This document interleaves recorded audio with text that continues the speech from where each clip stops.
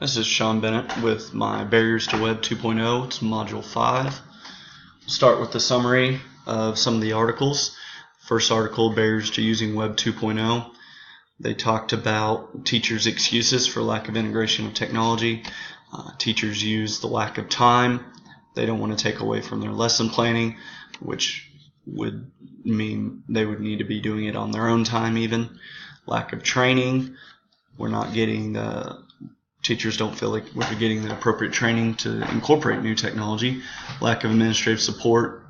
Administration, they feel, is not pushing this or won't reimburse them or fund technology. So, the digital divide, it talked about how not all schools are equipped the same. Low economic students probably do not have access at home, which is a huge division among the digital usage. Even if students have access to technology at school and are getting taught it, if they don't get to go home and use it, they're not getting the same as everybody. So there's still that divide. Even schools that have a one-to-one initiative, like our high school in Winfield, if the students go home and they don't have Wi-Fi access, their use of technology ends as soon as they walk out the door. Advantages of Web 2.0 and using technology: you collaborate, you get real world experience, there's an authentic audience. Some disadvantages, they talked about social network addiction, which I think is becoming a huge thing, especially with our youth. You've got so many different types of social networks out there. You got Snapchat, Facebook, Twitter, Instagram, and I don't even know some of the other ones that are out there. You're also going to get spam, and then you also have the potential for cyberbullying. The next article, 7 Common Barriers that Obstruct Tech Adoption.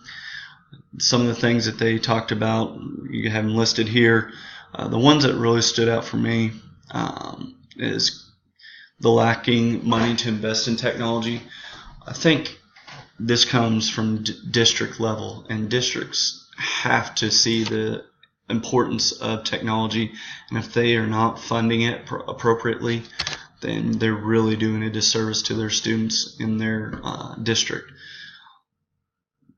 Then the other one that kind of stood out to me is changing what a teacher's role should be.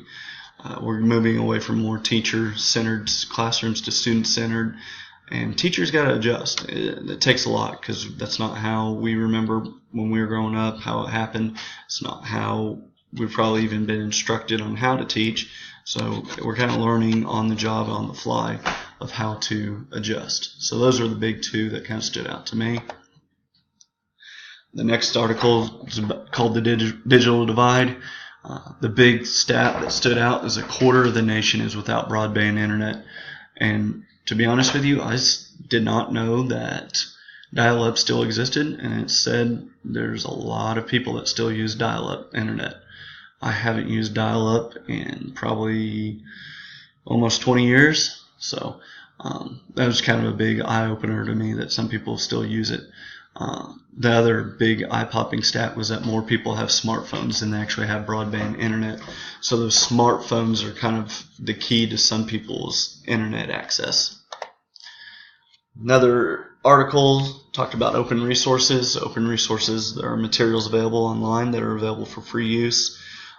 This is kind of a neat thing that I think probably should become more prominent, especially we're trying to make sure everybody's getting similar and equal education, and it's a way of licensing materials, putting them out there for free use, and teachers all over the world, country, can download them, tweak them. They can use it just for one lesson. They can use it for a whole year's curriculum. Some questions to answer as we go through, and we're talking about Web 2.0. Do you feel the digital divide can be resolved? Why or why not? In my opinion, it can be lessened. It probably cannot be resolved completely. I don't know if there's a way of making sure that every student, when they go home, has access to the internet. So our job as educators, though, is to continue to push towards that resolution and to resolve the divide. even though we probably know that it's not going to be ever completely resolved. Some things that we could do, just off the top of my head, maybe keep our school library open after school hours into the evening. Now we probably have to come up with some funding of ways to staff that, but that maybe gives students that do not have access to Wi-Fi or computers or anything at home access to it, and if they don't want to go to like a city library. Chromebooks and iPads are becoming a big thing, one-to-one initiatives.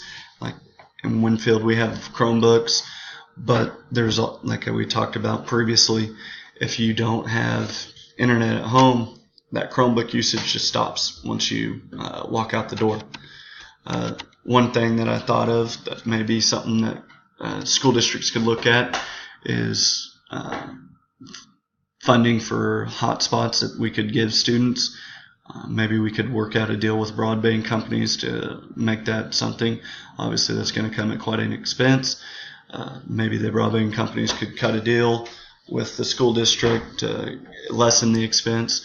It was just something that came to my head as we were thinking through this module.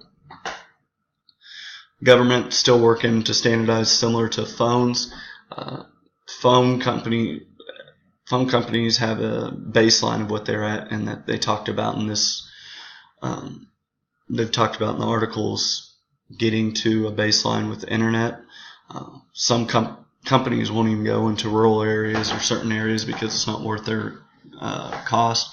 So then you have dial-up or satellite, and it's just not a feasible option to do a whole lot on. What skill sets do you feel 21st century students must acquire prior to graduation? The article, Barriers to Web 2.0, this is where most of these ideas came from. I thought it was a good list. Some things that we need: creativity, critical thinking, problem solving. Obviously, if you can't critical think and problem solve, you're probably not real hireable beyond anything in a higher paying realm of a career. Communication, obviously we've got to be able to communicate, and as we get into the real world, there aren't too many jobs where communication isn't involved daily. We've got to be able to work together, collaborate. We've got to have a certain technological literacy where we can do certain things, and then we got to be a little more go-getters. We got to have some initiative, some self-drive. As we get these students to graduate, these are some things that they need to have. What impact has the global economy had on your personal use of the internet? To be honest with you, you almost don't have to do any shopping in stores anymore. You have sites like Amazon that you can basically buy anything from, anywhere from clothes, books, TVs, anything, music. Grocery stores are even now doing online where you can place your order and then go and pick it up within a few hours, so you don't ever have to actually walk through the store and shop. I haven't quite ventured out to that level yet, but I do know several people that have, and they can say it's really convenient.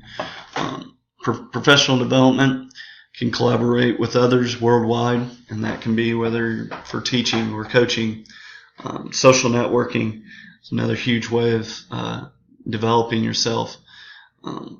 Being a baseball coach, one of the I'm in group chats on Twitter about coaching. There's a Facebook group that I'm a part of that they even did a book review and read a book and talked about coaching philosophies.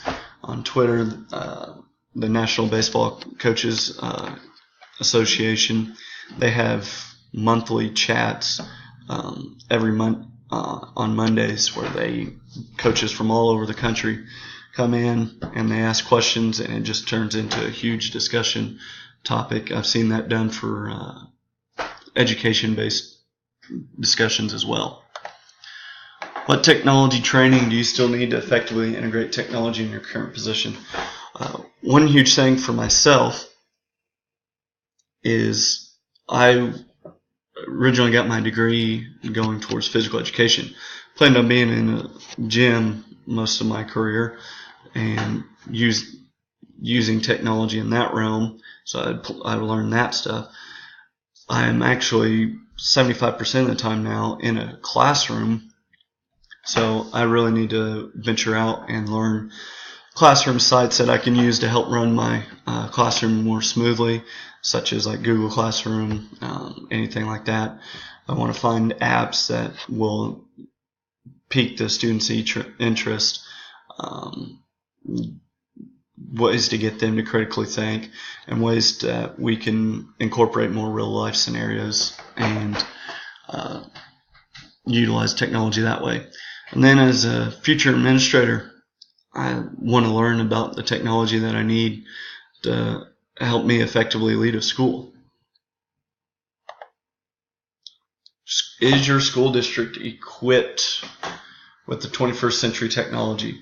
I think our district does a fantastic job with technology. We have an amazing technology director, and he is very noticeable. He is always in the schools, roaming around, comes to talk with teachers frequently about technology. He comes, and if you ever have any question, he's very approachable to talk about it.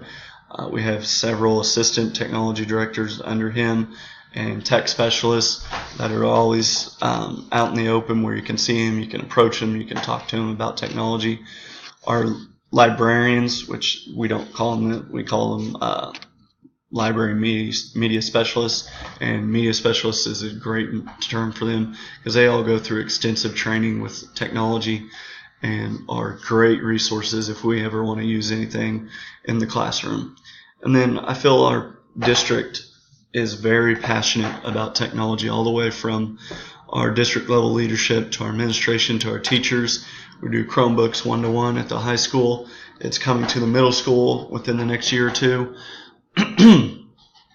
And it's just a big push district-wide. Some advantages of innovative practices in schools. I think it's for just our overall preparedness of students out in the real world, it's going to benefit them. It's in the best interest of our students. If we're not preparing them with innovative technology practices, then we're not preparing them for the real world or whatever field that they decide to go into after high school. And then all those 21st century graduate skills needed that we talked about, a lot of them come from innovative technology practices. Some disadvantages that we see, obviously you're going to get, every once in a while, students venture out and you're going to get some inappropriate usage of technology. I've found that when we're doing like math sites and working on math, they'll find ways to deviate from that if you're not on top of them. Sometimes some inappropriate content comes into play. Cyberbullying is obviously an issue that could arise. And then a big thing that I've noticed with our Chromebooks is students using them for purposes other than educational during educational time. They are monitored on that, and so they get called out on it fairly quickly, but it is an issue. Have you experienced problems with cyberbullying or other inappropriate internet use with students? I have personally not seen anything, experience on school time or with our technology. Social media has been an issue with our middle school students where I'm at, with bullying and saying inappropriate things online. We've had students putting out inappropriate pictures, and then they use the social networking for bad-mouthing teachers and administration. Nothing too crazy, but we have seen a little bit of it.